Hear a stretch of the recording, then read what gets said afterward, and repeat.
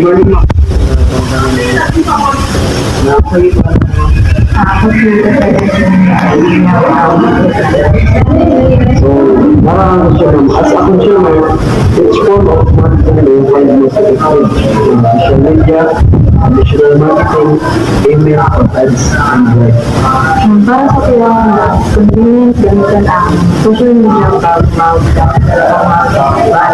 para nakaipalikon kay sa social media mag-scroll na ka dahil ito ka dahil ito deliver po kay nasunod po sa imong magpalit ka sa kuhaan store kaya kung nakaipalit ako na ay kasi yun ka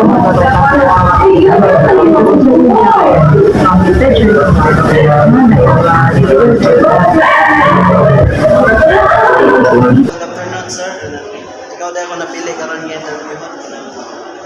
May I know your name, sir? And program and year. So, hello, I am Hidersi Padayha from BSW3, Institute of Business and Financial Services. So, here is the question, sir. As a business student, which form of marketing do you find most effective? Social media, traditional marketing, email, or ads, and why?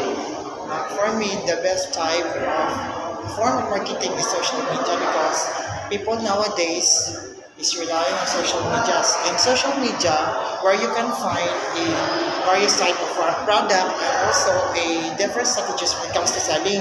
So, social media is relevant in our society nowadays. That's why for me the best form of marketing is social media.